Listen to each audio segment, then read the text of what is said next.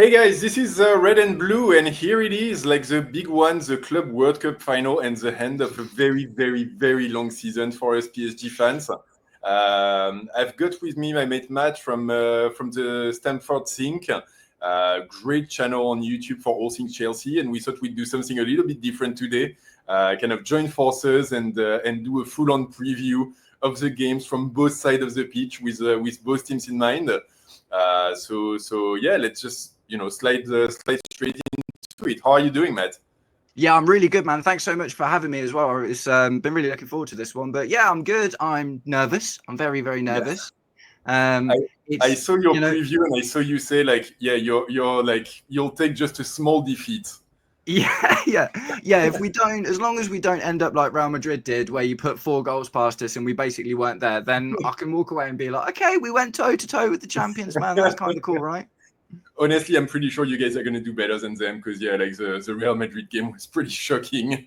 So I mean, it's going to be hard to do a bit better. Yeah, I mean, saying that though, like it's not the first time you've put 4 goals past someone in this competition either. Do you know what I mean? So that's definitely our attacking play is pretty good, and our midfield is getting there, but there's definitely some suspect holes in our backline. So I'm a little bit worried, but yeah, we'll see what happens, man. Yeah, I think you're right because we did put 4 past Atletico Madrid to begin with, and then past Inter Miami in the first knockoff round. I'll say though, the Atletico Madrid game, Atletico was essentially in the US on holiday. I don't think they took this competition very seriously. Even then, if you look, we scored 2 of the 4 goals, literally in the last 5 minutes of the game. Right, so they just checked out. Yeah, because the level of fitness has been such an important component and something where each team is coming at very, very different level that I think that might have played off there. I mean, Inter Miami, obviously, they're a collective 105 years old on average. So yeah, the first 45 minutes, Messi really discovered where it's to run and that didn't go well for them. Isn't that actually Luis Enrique's treble winning team mostly makes up of Inter Miami? Yeah, pretty much. Yeah. Pretty much. It's funny because all of the PSG fans were clamoring to get a big win on Messi, and obviously things didn't end so well between us with him. So all of the fans were pretty truthful about it. And at the same time, Luis Enrique was like, "Oh, we're all friends. We all love each other, and it's all good." So, yeah. Well, winning does things to you like that, doesn't it? It's like everyone likes a bit of success. Sure. It's easy to forget about previous misnomers when there's a couple of wins in the bag, for sure. Definitely. So how's the Club World Cup been going for you guys? Yeah, I mean, I think it's to compare it to PSG's run. It's not. We're not playing the same competition so far, are we? Let's be completely honest. You guys have had to play Atletico Madrid, Bayern Munich, Real Madrid, on your road to this final, and we've played 3 Brazilian teams, a Tunisian team, an American team, and don't get me wrong, right? The Brazilian teams have been amazing. They're obviously really do you know what I mean? They're used to playing in this heat. They're in the middle of their seasons too. So, it's not like us where we're at the end of our season and everyone's knackered. Yeah. But at the end of the day, it feels a little bit more like a Europa League campaign. Do you know what I mean? Not quite up until now, obviously. And now we're going to end up against you guys, which is terrifying, by the way.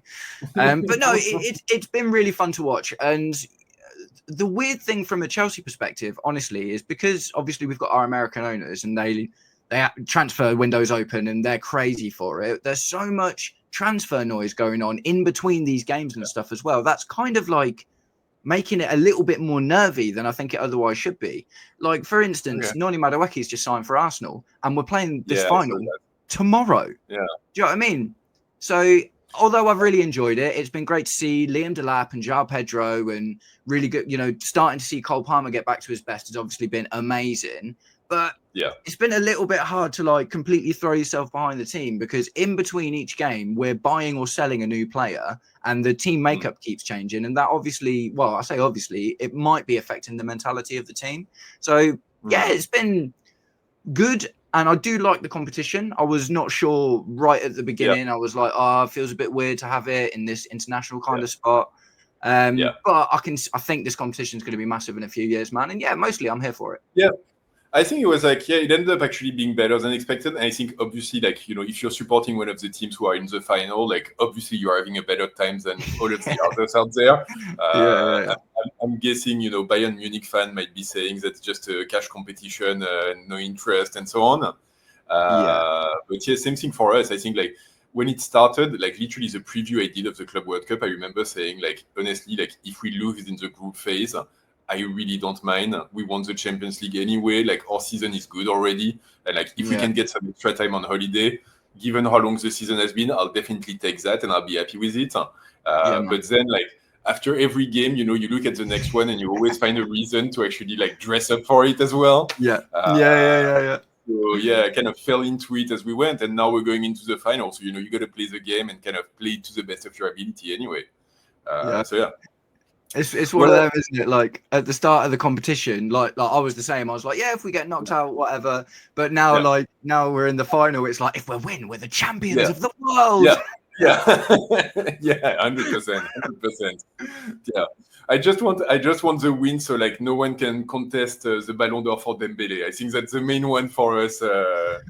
Mate, he scored like 4 or 5 goals in this competition already. I think even if Chelsea do it, man, I think Dembele's probably got that locked up, hasn't he? Yeah, I think he's got it locked up now, man. The season he's had has been like outstanding, and yeah, he's playing. He's like at a whole different level now. It's crazy. Yeah. What are you guys like looking at in terms of starting 11? Because I know like there were a couple of players who were like not so sure, even like up front, like moving pieces as well. What is it looking like for you guys? So this is kind of what I was talking about before, right? Because all this transfer news keeps on happening, all of a sudden, it's not even just about are they the right fit tactically, it's are their heads going to be in the game? Like, if we hadn't have heard the news about Noni Madueke going to Arsenal in the last week, I'd probably be like, we'll probably start Noni Madueke because, do you know what I mean? It just seems like, he's played a few games in the competition for us. He's starting to look comfortable on that left wing. But with that, as soon as the Arsenal news came along, all of a sudden he's dropped. So it's a really strange one. So my starting 11... You guys have like 53 professional players anyway, right? It's like shouldn't make that much of a difference. Yeah, it's just one of those things, isn't it? It's like now, instead of being like, oh, okay, we'll play these players because the fluidity's there and the familiarity's there, all of a sudden it's become, oh no, let's put João Pedro on because he's unpredictable. Do you know what I mean? And the goal, excuse the pun, but the goalposts just keep moving. So with my starting 11, I've tried to go with, it's not an 11 we've ever put out. Do you know what I mean? But I'm just trying to think of the game in a vacuum, like in isolation, just this game, kind of trying to forget about everything else and looking at the opposition we've got in front of us and forgetting about how we've got here or whatever. And like I say, that's largely based on the fact that we've had so many changes recently. Like obviously Liam Delap, this was his first tournament with us and he's kind of had a mixed kind of tournament so far. Goal and an assist in 3 games is really good, but disciplinary issues in the last game, not so good. And obviously then João Pedro comes out of literally nowhere and scores 2 unbelievable goals against Fluminense. So like I say, where was he before João Pedro? He was in Brighton, right? Yeah, that's it. Man, there's talent there for sure. Yeah, I mean, he looks amazing, man. And it's a really strange one with him as well, because obviously we've also signed Jamie Gittins in this competition, but he hasn't been able to play for us because he was cup-tied with Dortmund. And that news has been going on for like 6 months. Do you know what I mean? The Jamie Gittins news and the João Pedro news has popped up and down a couple of times, but it seemed like it wasn't going to happen. And then all of a sudden, out of nowhere, it's like, right, João Pedro's yours now. He's flying out and he's going to join you for the competition. And it's like, getting whiplash from all these signings, man. Do you know what I mean? But a good surprise because, mate, he looks like a real player, doesn't he? No, for sure. Yeah, for us it's been a bit different because ultimately, like, we haven't had any transfers going into these conversations. The only one in the conversations that's been going on has been for Zabarni, like the central defender from Bournemouth. Luis Enrique and Luis Campos seem super intent on signing, but just finding a deal with Bournemouth has just not been that easy. And PSG for the past couple of seasons, we've been a bit more reasonable in terms of, not just dropping our pants and getting whatever for whatever money.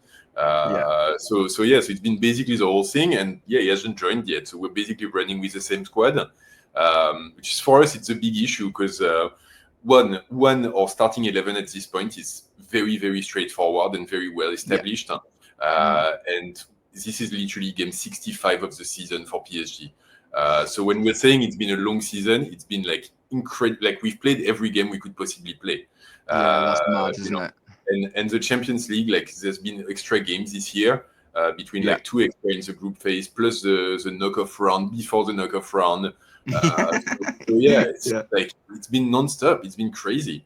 And so our players, it's been the whole competition for Luis Enrique. It's been a game of like just trying to maintain mental and physical fitness. Of course. Now it's like in between games, literally like they've got 2 days off and like one 15-minute training session, and they just go into the next game. And like they just keep working like this. So, like I think they're just willing to get on holiday now. So yeah. I guess the thing is, though, that kind of like works a lot more for you than it does for us, because we're in such a transitional phase. Like I say, players coming in and out and this and that and the other. That Maresca's got a lot more like tactical work to do to figure out, I've got this guy and I can't play this guy anymore, so I've got to figure that out. But with you guys, it's like you're kind of set in your rhythm. Do you know what I mean? It's been the thing with the team as well. Like the team has fallen into place in just a magnificent way. And now, like you get to a place where it feels like the players have been playing together for 5 years.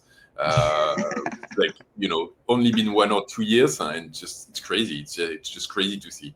But yeah, like ultimately, I've seen a few bits and bolts of Chelsea game. And like the sense that I get from it is that there's definitely a lot of potential there, and there's like definitely some strong points as well. So that's why I'm saying like I don't think there is no way for PSG is going to be as easy a game as Real Madrid.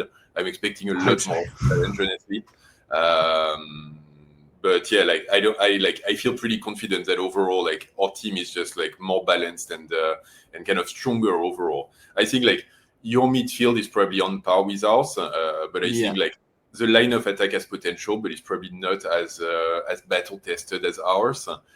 Exactly that. Like even with Pacho suspended, like I still feel we've got that little edge on you, especially with the goalkeeper as well. So like we'll see, but yeah, like there's a few differences there. It's funny you mentioned the goalkeeper, and you said you watched my preview. Like I 100% think that.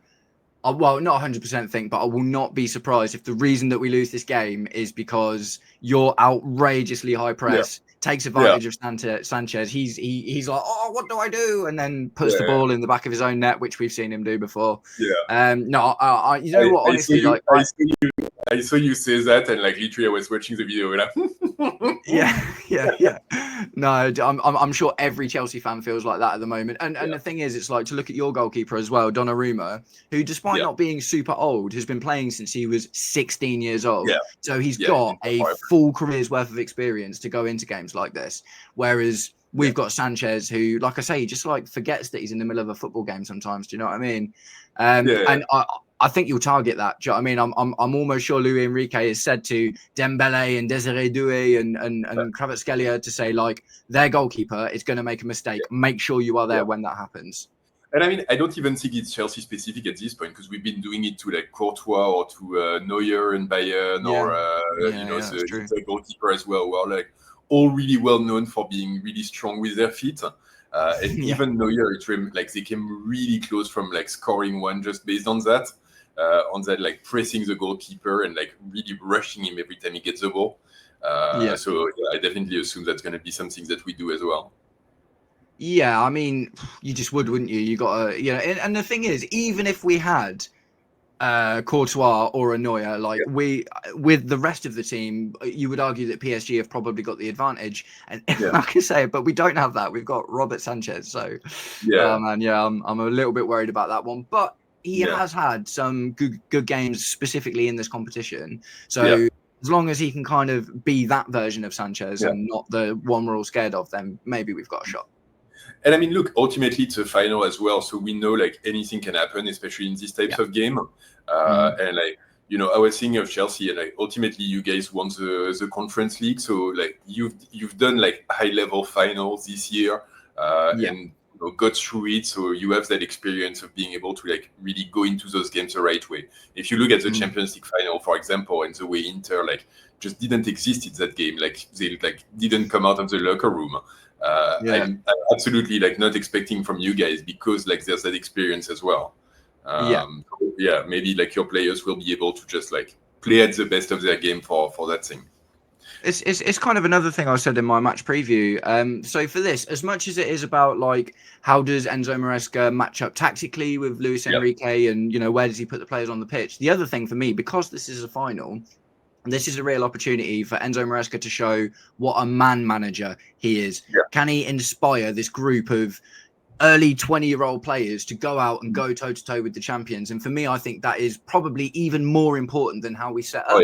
Because I've looked a little bit, like I've been looking through PSG's like games in this tournament and the stats, and so it seems if you can be a possession dominant team and you'll win. You can be a team that sits back a little bit because the other team has possession and you're going to win. So what that says to me instantly is there isn't like a cheat code that we can do to set up in a way that you're not expecting, because you've proven over all of these games that if you've got all the ball, you're going to score. And if you don't have all the ball, you're still going to score.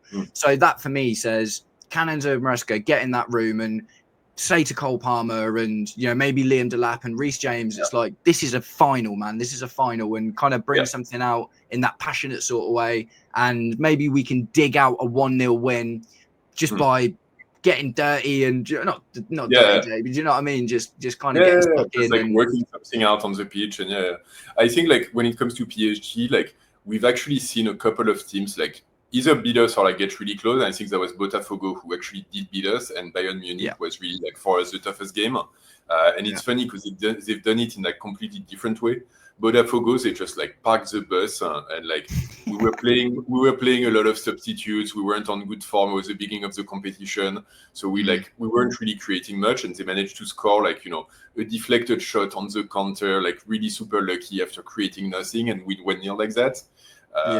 On the other side, you've got Bayern Munich, where like they really came at us and like maintained a really like high press, very physical, very impressive throughout the game. I was expecting them to drop like after a while, but kudos to them. They really maintained it, and like they actually forced us to play like very differently from the way we usually play, and we managed to eke out the win out of that.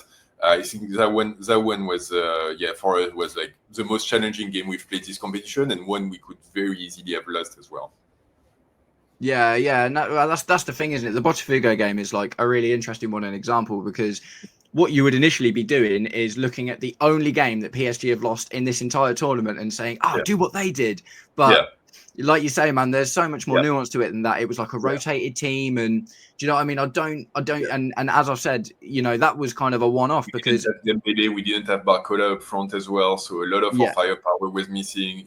100%. But I think PSG, like, ultimately, you're right. Like the team has developed a lot of versatility, because when Luis Enrique started, like a couple of seasons back, initially he was really that like cookie cutter old Barca coach trying to do tiki taka and like have 70% possession and short passes and so on. And I think this season they've really developed the ability to hit on the counter as well, and have like that lot of verticality in their game. And I think that's where Dembele has been amazing. Like Hakimi has been amazing in that context. Now we have a team who can like respond in different ways depending on the way the team opposite plays and the way the game goes.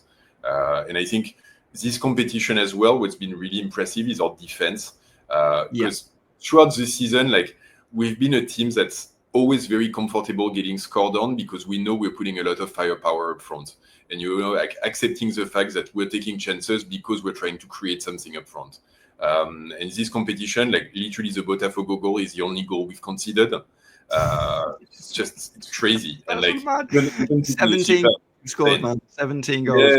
Crazy. No, it's crazy. And like you see like the way we played against Real Madrid. I mean, like there was like 12 million things wrong with the way Real Madrid played that game, but ultimately they still have Mbappe and Vinicius up front. And we managed to put a lead on them. So that's really great to see. And Kane and Olise the round before.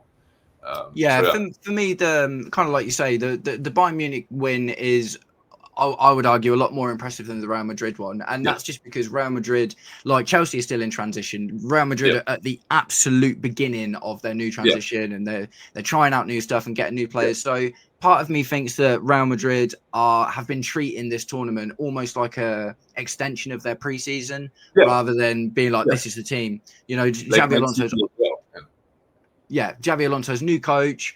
You know, the question, where does Mbappe play and how do we get Mbappe and Vinny into the same lineup? That's been going on for the whole last season. So, you know, kind of like you said at the start, I expect Chelsea to come out and give a lot more fight than Real Madrid did because we are that much further through our project progression. I think Real Madrid as well, like, they largely self-destructed as well. They came in and obviously, like, they had 2 goals scored on them within the first 10 minutes. So at this point, like, the game is completely different from whatever they had planned. But even in that first 10 minutes, I didn't get the sense that they had a strong plan to go into it. And they did what, to me, is potentially the worst way to play against PSG, which is they sat in the middle of the pitch, didn't have a high press on one end, didn't park the bus on the other. And they were like, you know, they're at the beginning of their project, but also like they're not a team that's defending cohesively in a very structured manner. And so for us, it was just like, it's golden. Like, when you play like PSG and you're like really like now very used to knocking the ball around and creating space and passing into the space, it's too easy, like, honestly. And I think Chelsea in that context, like, I mean, I've got a lot of respect for your midfield in particular. And I think, you know, Vitinha during the Real Madrid game, like, literally could like keep the ball in his feet for 15 seconds, look around, walk around, see what's going on, and then like find the pass. And just for a player like this, you cannot do that. So I think that's where, like, you know, Chelsea is definitely going to give us a lot more challenge there. Yeah, and I think Moises Caicedo should hopefully be available for this game. Obviously, he got injured in our last game, but that is hopefully not, you mean, right? Huh? You mean hopefully not, right? Well, yeah. Obviously, but it's I don't. It's one of those things. Like, we've got lots of ways that we could maybe win this game, but I don't think any of them happen if we haven't got Moises Caicedo on the pitch.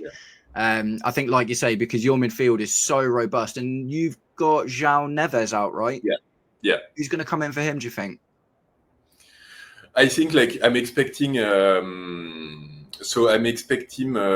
expect João Neves to be chasing Enzo. Is João Neves not out for the game? Is it? No, he's playing. Oh, okay. The one that's out is Pacho, who's our central defender, who took a red card against Bayern. But our midfield 3, it's Vitinha in number 6, and then like João Neves is kind of a box-to-box, like runs everywhere kind of player. And Fabian Ruiz also like does a lot of work, like moving between attack and defense, covers on the left when Nuno Mendes goes deep. Kind of handles the whole balance on the team on the left side of midfield. Oh, okay. I could have sworn I'd read somewhere that João Neves was suspended or something, but evidently not. You've got your full strength midfield. Brilliant. Yes, can't wait for that. But no, I think the game will be won and lost in midfield for this game, right? And you know what, obviously Chelsea have been doing a lot is experimenting with inverting fullbacks. I expect Marc Cucurella to play that role this time, so I imagine that our midfield will probably be essentially a trio of Moises Caicedo, Enzo Fernandez, and Marc Cucurella. And if the thing is, if Malo Gusto plays, which I kind of hope he doesn't for this game, because I think he can be erratic, and you know that can be good sometimes. But for this game, we just need solidity. So I think in attack, we're probably looking at Reece James, Trevor Chalobah, and Levi Colwill as like a back 3, and then a midfield of essentially a midfield of Cucurella, Caicedo, and Fernandez. And then obviously, you know, the front line will be whatever it will be. But I think if we can overload that midfield a bit, that might give us a shot at just, you know, obviously it's about taking advantage of your high press, isn't it? If we've got Cucurella and Moises Caicedo getting in everyone's way, we know that Enzo Fernandez can launch a pass over the top of it. So, you know, and specifically João Pedro's just come in, looks like he's a really good player to make those darting runs. So that's the kind of thing, if we're going to win this game, that's the kind of thing I think I can see it happening by. But like I said, Moises Caicedo, kind of N'Golo Kante 2.0, right? A little bit different, but he's kind of got that energy and stamina to try and cover a few players at the same time, and he's got really good awareness. So for me, if we've got any chance of winning this game, it's either going to be a moment of magic from someone like a Cole Palmer, or it's going to be one well played moment where we take advantage of your high press. Enzo Fernandez does some, or maybe a Reece James gets a long ball over, and someone like a João Pedro uses that obviously pace and power he's got to run through and maybe slip it past the keeper. Other than that, we're not gonna outpass you. We're not gonna outpress you. So I think it's an interesting one, because with Maresca, he's pretty dogged in his tactical setup, right? He doesn't really like to shift around too much. But I would hope that, I mean, this is clearly the most difficult game that he will have been in since he joined. Do you know what I mean? Hands down. So I would kind of hope to see that he's willing to be a little bit flexible, because if we try and play our game, which is ball, slowly pass it around and look for openings, that press is just going to tear us apart, man. I was going to ask about this actually, because I heard somewhere, like, I think in one of the podcasts or videos I was listening to, like, literally like French people saying like Chelsea probably at this point as like the strongest team when it comes to positional football in the UK. And I think like when you play against PSG, obviously that's a great starting point to have, but our game is based a lot on movement, on the high tempo, on pressing. So you do need to have like that flexibility and that ability to like think on the fly on what spaces are there or are going to be there or that you need to cover. So yeah, curious to hear whether you think the team can adapt to that, or whether they'll have to force their game onto PSG to have any sort of chance. So the question here is, do I think we will adapt to that or not, rather than if we can? I know we can adapt to that, because like I say, players like Marc Cucurella are really, really important for exactly the kind of thing you're talking about. It's all fine and good trying to play your game and whatever, but if we're keeping the ball and passing it around a lot, like I say, we're just going to get torn apart by that high press. But a player like Marc Cucurella, or even sometimes a Malo Gusto, can be in that midfield position 1 minute, but then a turnover happens, and the next second he is back there getting stuck in and making that clutch kind of block or tackle or challenge or whatever to, so I think that's what we need to do. I think that there needs to be an element of, we can't just go like 4-4-2 and park the bus and do something we're not used to at all. Obviously, we need to keep some semblance of the game that we have been playing, because it has largely been working for us. But it is about, will we adapt to those moments, or will Maresca be stubborn in saying, no, I don't want you to change anything from the game plan, or I don't want you to make any of your own decisions. I want you to do this here, this here, this here. And because I haven't seen us play a game of this magnitude yet. Like, obviously we won the Conference League final against Real Betis, but we went in and played our game. We didn't change anything there, and we didn't really need to, because the level of opposition arguably was still kind of a bit below us, and you would expect us to be able to go out there and play our game.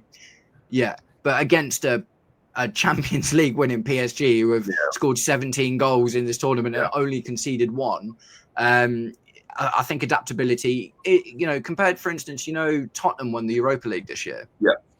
So they spent their entire season, bar this one game, playing an outrageously high press, and that was it. And Ange Postecoglou was like, this is my style, but he got to the final and said, right, this is a final, we need to win this game, so we're going to change something.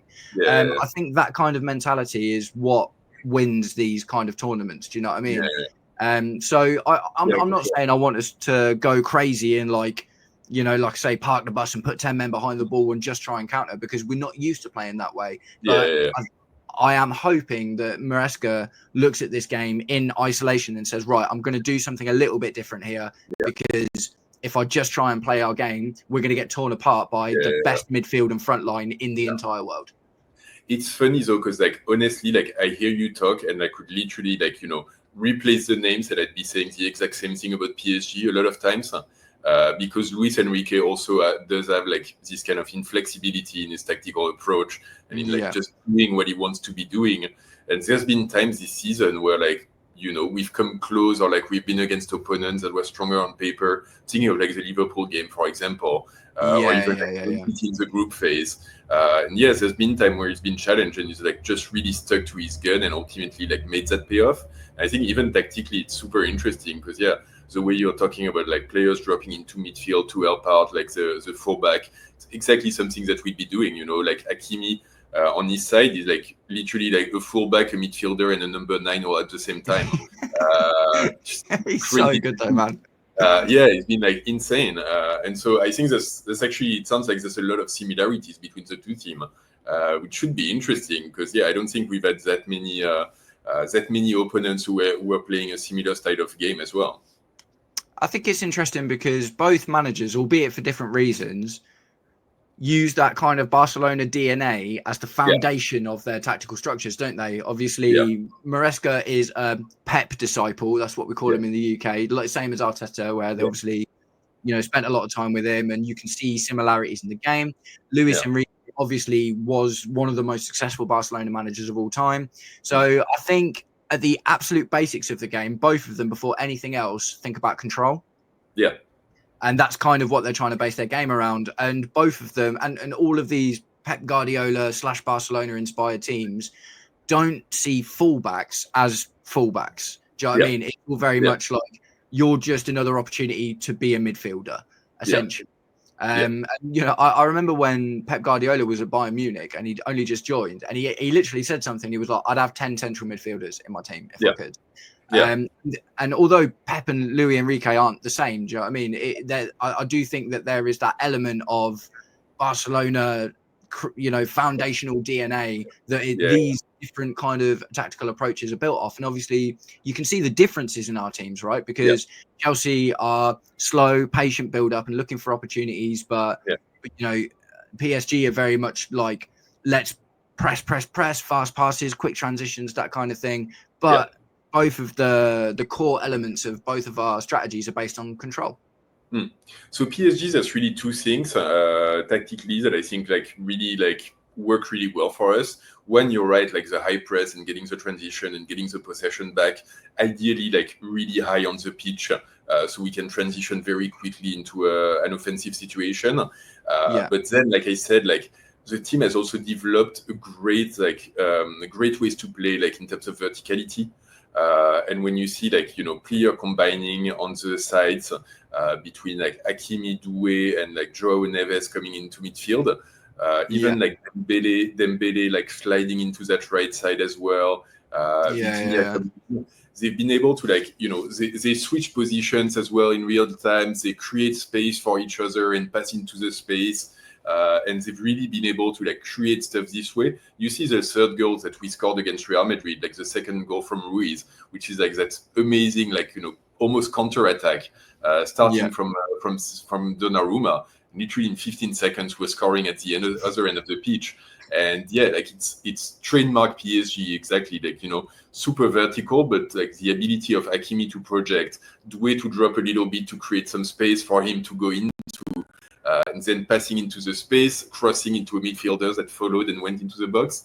And that's just that's been amazing to see. Because you're right, at the core, you do see the Barcelona Pep trademark of holding possession and short passes and so on.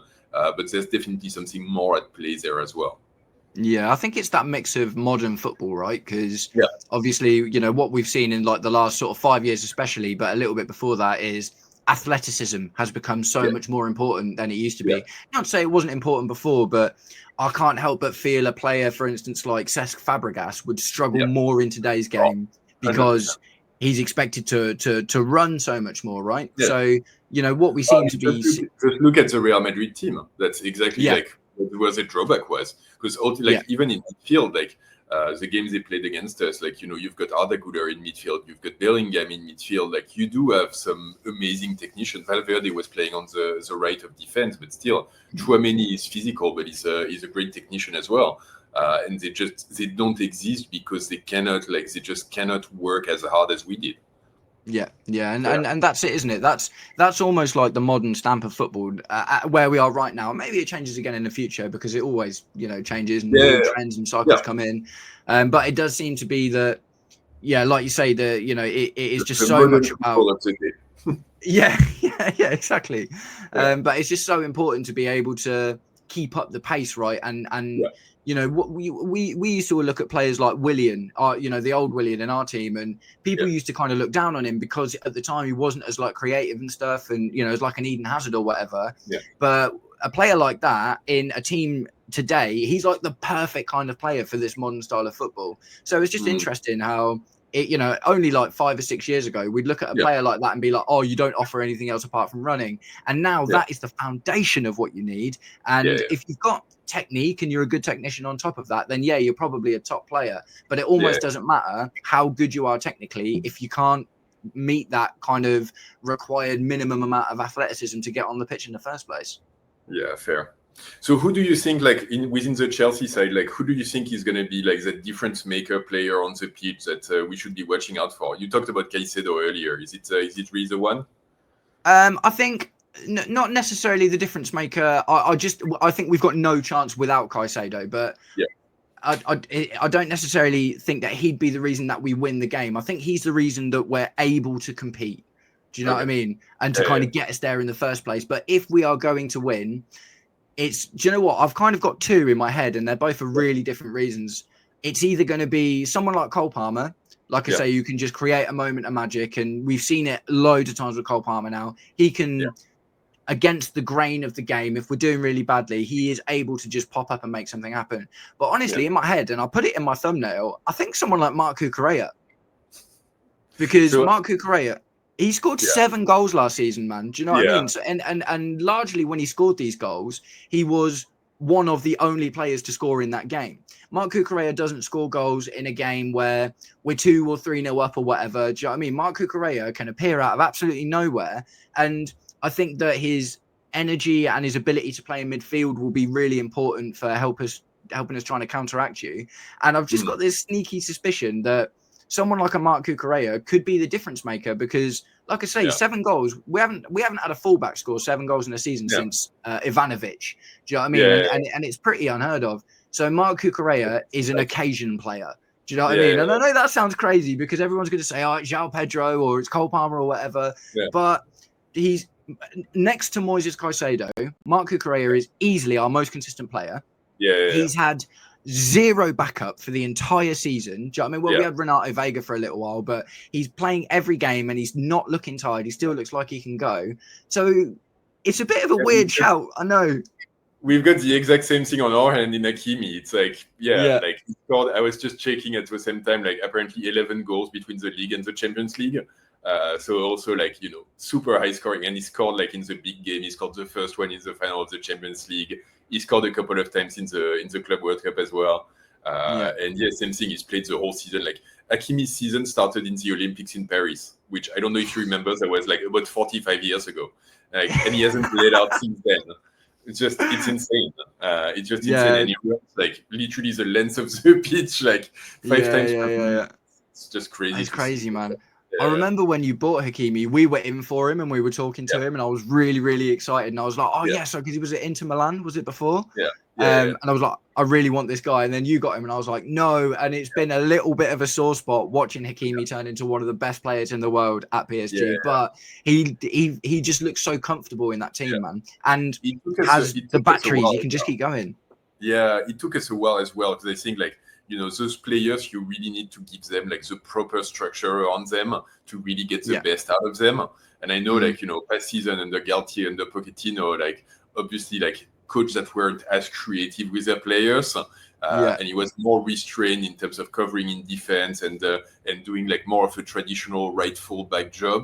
But he's really blossomed against Luis Enrique in a way that's like impressive. And I mean, I don't know if you saw, but like there's been a lot of bit of like laughter among PSG fans, and like I don't know the name of like the Chelsea influencer. We did a combined 11 where he put Cucurella and Reece James ahead of Hakimi and Nuno Mendes. But like, I think like some people might be in for a rough awakening when they see. So I wouldn't put. Don't get me wrong. I think Reece James is one of the best kind of right backs in the world on his day when he can stay fit. But obviously, Hakimi gets out in front of him at the moment.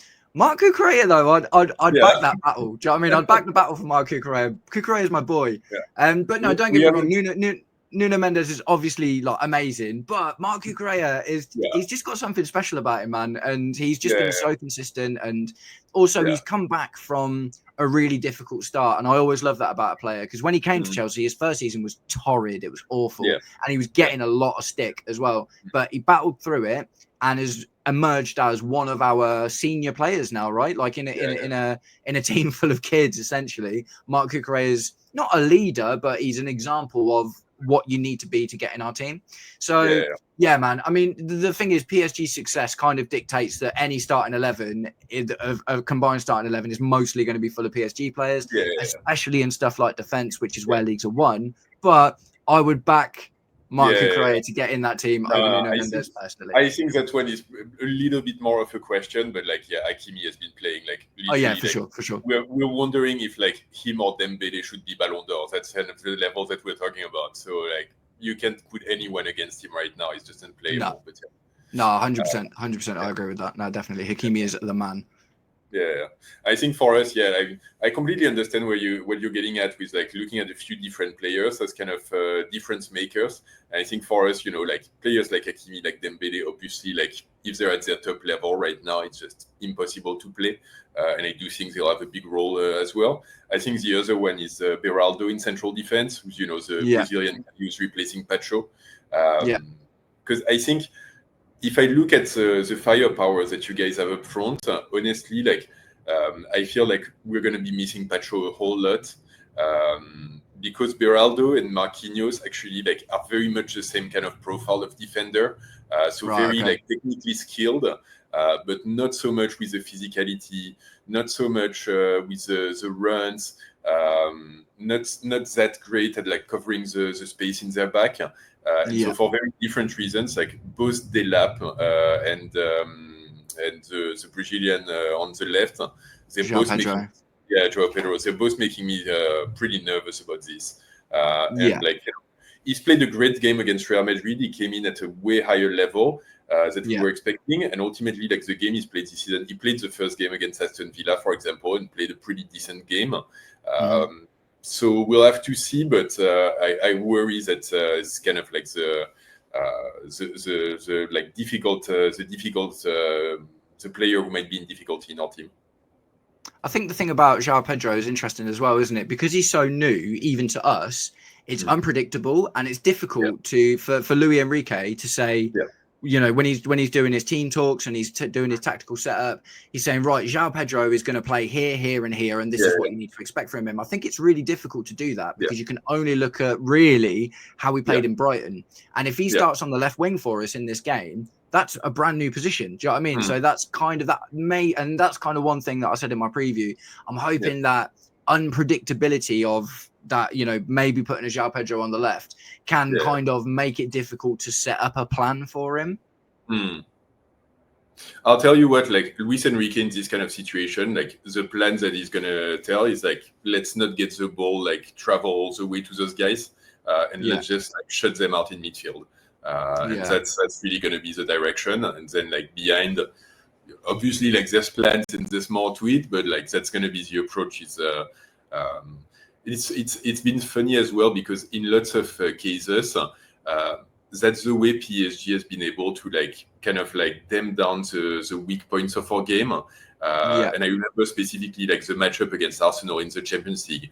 Everyone was predicting hell for us on the free kicks and corners and set pieces. And ultimately, like the way we did it is that we didn't concede set pieces.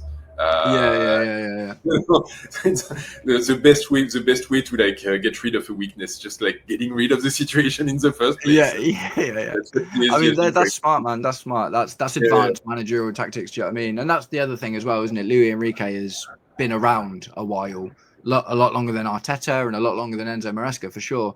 So that's another advantage that you guys have got. Do you know what I mean? Is Luis Enrique has just kind of been there and done it a bit more often. Yeah, for sure. So what do you think? What's your prediction for the game?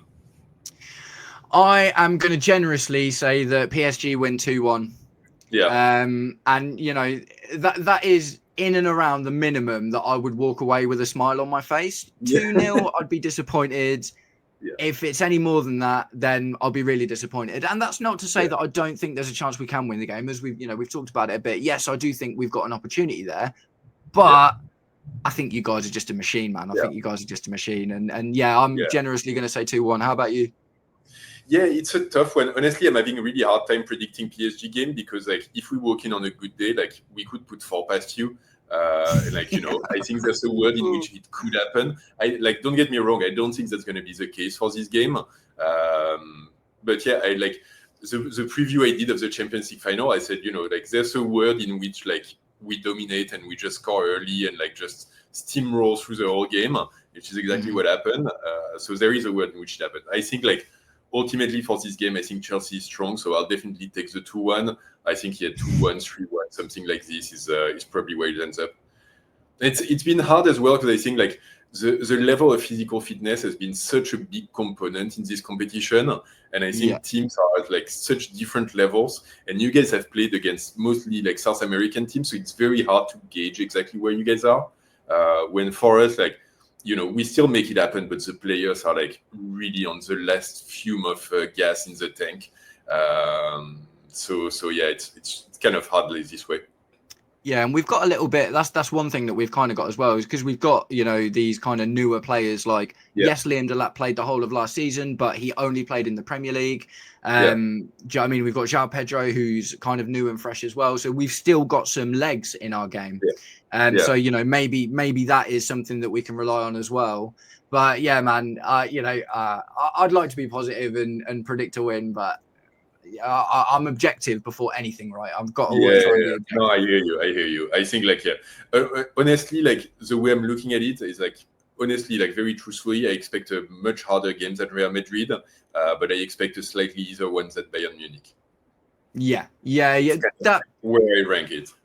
That totally makes sense, man. That totally makes sense. And the thing is, like, I can just see it being Robert Sanchez that lets us down. Do you know what I mean? It's like we could play a really good game, and you know everything I've talked about with Moises Caicedo and Cucurella and Cole Palmer, like that could all happen, and we could just lose because of Robert Sanchez. Your centre backs as well aren't like filling me with total confidence. Obviously, I don't know them as much as you do, but if I look at what Dembele did with Asensio and Rudiger in the first 10 minutes of the Real Madrid game, it definitely feels that the high press on those three. Yeah, I'd be happy with that because I want Dembele to score so he rubber stamps the Ballon d'Or and Yamal fan can just sit back down and leave us alone on that one. I think the centre back situation is they're absolutely not like top level centre backs as of right now, but that little bit of that pressure's taken off because we changed to a back three in attack. It's like when we won the league with Conte. Do you know what I mean? A back three categorically means your centre backs don't have to be as good because you've got that extra body. So I would expect us to kind of go in on that, and you see it a lot. It's normally Levi Colwill in the middle, but it could be Levi Colwill in the middle and either Reece James or Chalobah or Tosin Adarabioyo either side of him. So no, do I think our centre backs in a more regular two centre back we'd get annihilated, absolutely annihilated. But I think just the idea of having a third defensive presence there, that instantly takes a lot of that pressure off because you've just got the extra man. No, that makes sense. Cool, man. Any last word before we close? Bon chance, huh? Yeah. Good luck to you too. Not too much though. I like the tiny trophy. Yeah. Well, the trophy looks cool, man. The trophy looks cool, and I'll tell you what, maybe we should do a review after the game, depending on what happens. That'd be a pleasure, man. For sure. Yeah, cool. Sounds good. We'll set up something. All right, thanks, man. Thanks, guys, for watching. Please like, comment the video, drop your predictions on both of our channels. Hit the bell, do all of the things that you guys know how to do. And we'll be talking to you soon. Bye-bye. Awesome, man.